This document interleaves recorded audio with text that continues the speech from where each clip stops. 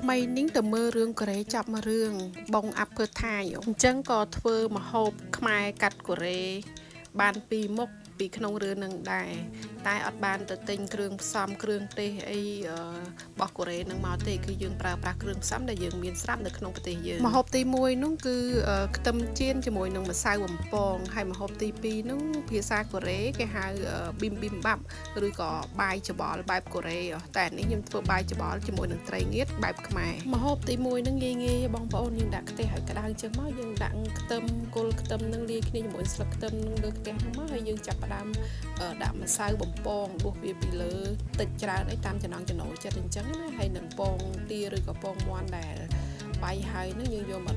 ដួសដាក់ពីលើអញ្ចឹងមកហើយយើងចៀនកន្លាច់វាឲ្យឆ្អិនអញ្ចឹងណាបងប្អូនឲ្យឆ្អិនខ្ទឹមទៅបានឆ្ងាញ់បន្ទាប់ពីឆ្អិនមកអញ្ចឹងយើងដាក់ញ៉ាំជាមួយនឹងទឹកស៊ីអ៊ីវនោះខ្ញុំបានបន្ថែមក្រូចឆ្មាបន្តិចអញ្ចឹងណាមានអីឆ្ងាញ់មួយយ៉ាងបងប្អូនខ្ញុំអត់ដែលគិតស្មានថាវាត្រូវគ្នាជាមួយនឹងម្សៅបំពងហើយខ្ទឹមហ្នឹងវាឆ្ងាញ់អញ្ចឹងណាអញ្ចឹងសាកធ្វើមើលទៅមានអីបងប្អូនឆ្ងាញ់មួយយ៉ាងដែរពេលកសិករក្នុងស្រុកយើងគាត់ដាំដើមខ្ទឹមបានល្អហើយតម្លៃធូរថ្លៃខ្លាំងណាបងប្អូនកុំភ្លេចសាកមើលខ្ញុំអត់គិតថាវារសជាតិវាឆ្ងាញ់អញ្ចឹងទេតែដល់ពេលយើងធ្វើឲ្យញ៉ាំទៅឆ្ងាញ់លើសពីការរំពឹងទុកនឹងទៀតចូលដល់ម្ហូបទី2បាយច្បល់ឬក៏ប៊ីមប៊ីមបាប់ភាសាកូរ៉េចំពោះបន្លែតាមចំណង់ចំណូលចិត្តទេបងប្អូនតែចំពោះសាច់វិញខាងកូរ៉េគេដាក់សាច់ជ្រូកឆាឬក៏សាច់គោឆាអញ្ចឹងណាបងប្អូនហើយគេមានទឹកប៉េងប៉ោះឬក៏ទឹកម្ទេសគេស្រោចពីលើច្បល់មួយបាយអញ្ចឹងទៅតែចំណែកខ្ញុំវិញយើងមានត្រីងៀតអញ្ចឹងយើងយកត្រីងៀតយើងអាំងហើយហ្នឹងទៅផ្សារគេមានលក់ស្រាប់យើងទិញពីចម្រៀកហ្នឹងមកយកមកដំវាអញ្ចឹងមកដើម្បីឲ្យវាបែកសាច់ទុំសុទ្ធបែកហើយយើងបេះវាឲ្យតូចល្មមណាបងប្អូនហើយយើងក៏រៀបដាក់លើបាយយើងមកខាងអញ្ចឹងមកស្ទាយបែបកូរ៉េរបស់គេដែរហើយនិយាយពីបន្លែយើងវិញគឺខ្ញុំប្រើបន្លែដែលយើងងាយរកមកបងប្អូននៅក្នុងដៃខ្ញុំហ្នឹងគឺត្រួយល្ពៅស្លឹកល្ពៅយកវាមកហាន់តូចមានផ្កាស្នោមានពិសក់មានការ៉ុតហើយនឹងផ្សិតអញ្ចឹងណាបងប្អូនអាចដាក់តាមចំណង់ចំណូលចិត្តបន្លែអីក៏បានដែរហើយយើងយកវាមកឆាជាមួយនឹងខ្លាញ់រោយអំបិលតិចឆាវាម្ដងមុខមកកុំឲ្យវាច្បល់ចូលគ្នាហើយយើងយកវាទៅរៀបដាក់ចានម្ហូបទាំងពីរមុខហ្នឹងគឺសម្រាប់តែអ្នកចូលចិត្តបន្លែទេបើសិនជាអ្នកអត់ចេះញ៉ាំបន្លែស្អប់បន្លែអីគឺចាប់ហ្មងញ៉ាំអត់ចូលទេដល់អ្នកចូលចិត្តដែរបានញ៉ាំចូលបើសិនអ្នកមិនចូលចិត្តនឹងញ៉ាំតែបាយ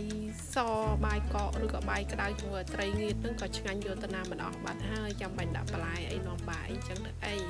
តែនេះសម្រាប់អ្នកចូលចិត្តបន្លែគាត់ដឹងថាឆ្ងាញ់ហើយពេលអ្នកចូលចិត្តញ៉ាំបន្លែអត់បានញ៉ាំបន្លែពេលញ៉ាំបាយគឺមានអារម្មណ៍ថាខ្វះអ្វីម្យ៉ាងហើយអានេះវាស្ទាយបែបកូរ៉េតាម trend គេមើលរឿងគេល្បីគេរៀបដាក់អញ្ចឹង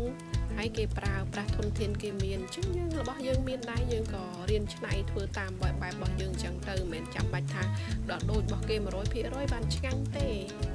យើងមានអីយើងធ្វើនឹងទៅយើងច្នៃចេញជារបៀបរបស់យើងដែរតែគ្រាន់ថាវាជាការបំផុសគំនិតពីរឿងរបស់កូរ៉េបំផុសគំនិតពីម្ហូបរបស់កូរ៉េអញ្ចឹងទៅយើងឆ្ងាញ់បែបរបស់យើងអញ្ចឹងទៅកុំគឺថា inspire មកពីម្ហូបកូរ៉េម្ហូបគេហ្នឹងគឺថាឆាម្ដងមុខហើយរៀបដាក់ចានមើលទៅយ៉ាងទាក់ទាញអញ្ចឹងមកហើយបន្ទាប់មកពេលយើងញ៉ាំយើងត្រូវច្បល់ចូលគ្នាដូចនៅក្នុងរូបអញ្ចឹងណាបងប្អូនហើយជ្រុលច្បល់ចូលគ្នាអញ្ចឹងដែរយើងមិនឆាបន្លែចូលគ្នាហ្មងទៅតែម្ហូបកូរ៉េគេរៀបចំឲ្យទាក់ទាញអញ្ចឹងយើងរៀបចំឲ្យទាក់ទាញយើងតាក់ទាញឃើញស្អាតបានវាមើលទៅគួរឲ្យចង់ញ៉ាំបើយើងអត់មានរៀបចំឲ្យគេចាប់អារម្មណ៍ផងមិនបានគេទិញញ៉ាំមិនបានគេបានភ្លក់មិនបានគេលក់ដាច់យើងត្រូវរៀបចំមិនឲ្យតាក់ទាញធ្វើមិនឲ្យគេបានភ្លក់របស់យើងឲ្យគេដឹងថាឆ្ងាញ់